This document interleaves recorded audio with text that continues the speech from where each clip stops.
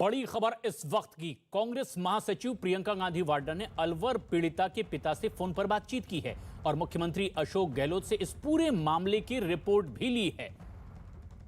ऐसे में जबकि बीजेपी इस घटना को लेकर कांग्रेस पर, खास तौर पर गांधी परिवार पर हमलावर थी, इस बीच अब अलवर मामले में कांग्रेस महासचिव प्रियंका गांधी वाड्रा ने अलवर पीड़िता के पिता से फोन पर बातचीत की है, पूरी जानकारी ली, उन्हें सांत्वना दी और मुख्यमंत्री अशोक गहलोत से भी इस पूरे मामले की रिपोर्ट तलब की है। इस मुद्दे को लेकर बीजेपी लगातार कांग्रेस पर हमलावर थी, राजस्थान की कांग्रेस सरकार पर हमलावर थी। लगातार यह भी पूछे जा रहे थे कि लड़की हूं, लड़ सकती हूं नारा देने वाले कहां हैं। ना सिर्फ राजस्थान से बीजेपी के नेता बल्कि केंद्रीय स्तर पर भी लगातार इस बात को लेकर प्रेस कॉन्फ्रेंस करते हुए बीजेपी कांग्रेस पर हमलावर दिखाई दी। इस बीच प्रियंका गांधी वाड्रा ने पीड़िता के पिता से फोन पर बातचीत की है।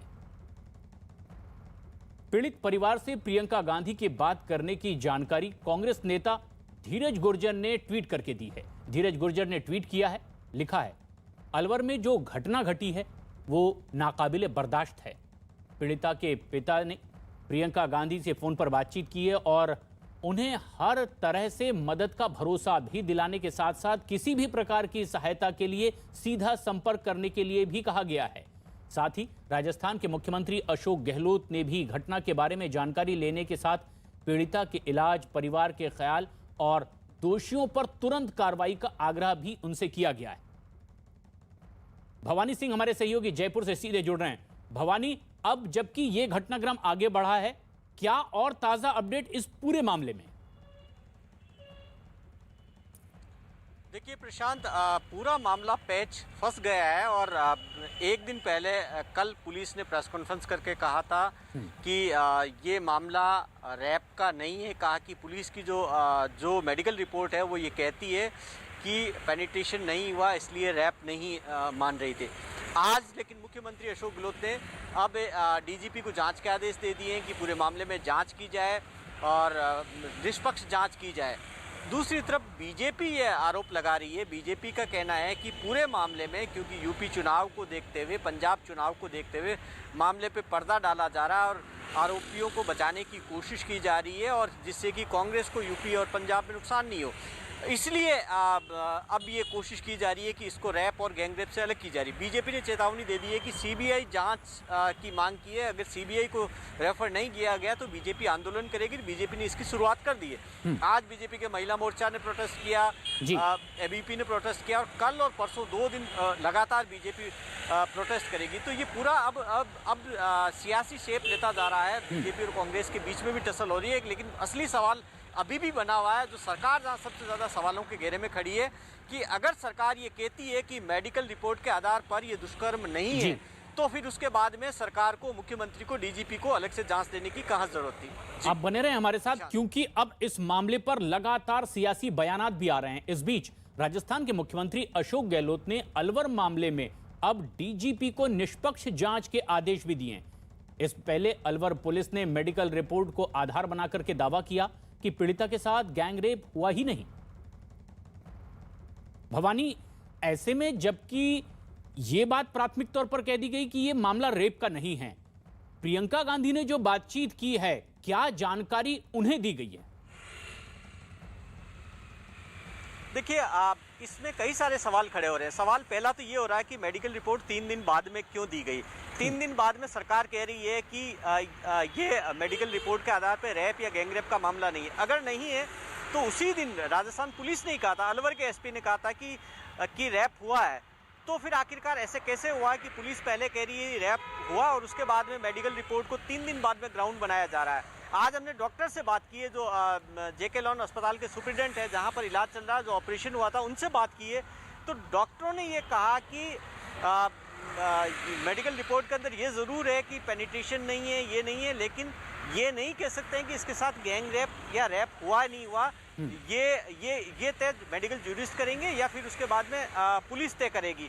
तो पूरे मामले में, और अब लग रहा है कि मुख्यमंत्री अशोक गहलोत भी इस काफ़ी दुविधा के अंदर है, क्योंकि मामला काफ़ी पेचीदा हो गया है और जिस तरीके से सवालों के घेरे में खड़े हैं। दूसरी तरफ प्रियंका गांधी 2 दिन तक 3 दिन तक रणथंभौर थी, जब वहाँ पर घेराबंदी हुई थी, फिर दिल्ली में जाकर उन्होंने ये स्टेटमेंट दिया। तो उन पर भी सवाल बीजेपी उठा रही है कि जब वो रणथंभौर में थी तो 100 किलोमीटर का फासला जयपुर और रणथंभौर के बीच में और इतना ही अलवर के बीच में है, तो अलवर या जयपुर क्यों नहीं आई है पीड़िता से मिलने के लिए? जी, ये तमाम ऐसे सवाल हैं जो अब सियासी गलियारों में गूंजते भी दिखाई दे रहे हैं। लेकिन इस बीच राजस्थान के मुख्यमंत्री अशोक गहलोत ने अलवर कांड पर ट्वीट किया है।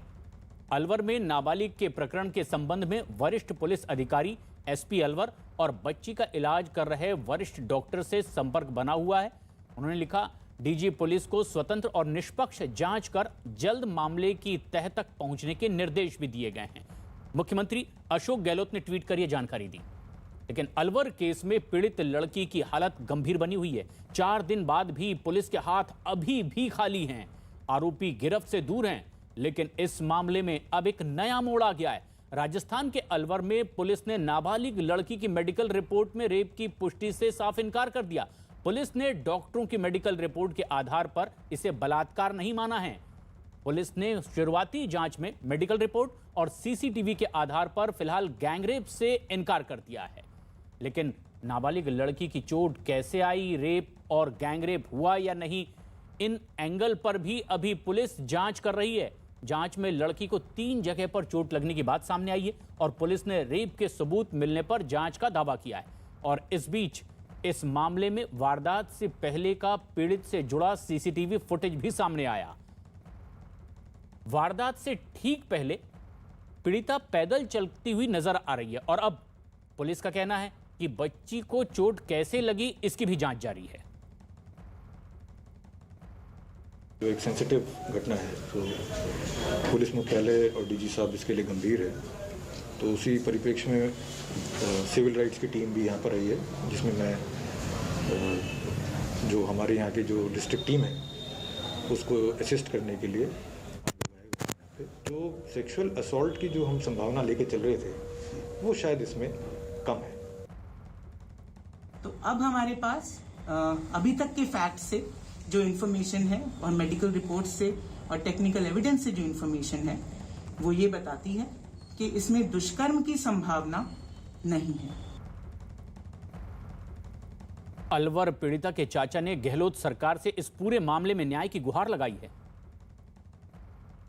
हम ये चाहते हैं कि जल्दी दरिंदे पकड़े जाए और सहायता अच्छे ट्रीटमेंट अच्छा चल रहा है, प्रशासन अच्छा काम कर रही है, दरिंदों को ढूंढने में लगी हुई है।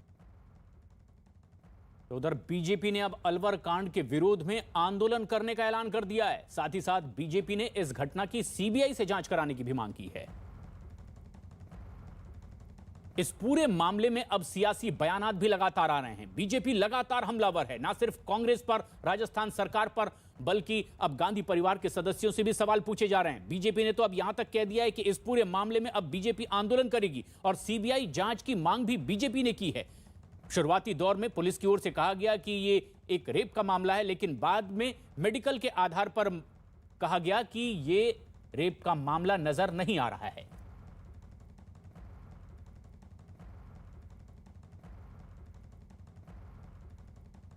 मेरी मांग है कि यदि मुख्यमंत्री जी और राजस्थान की पुलिस इसको ऐसा मानती है कि दुष्कर्म नहीं हुआ है, तो राजस्थान की पुलिस पर और राजस्थान के सरकार पर अब भरोसा नहीं किया जा सकता।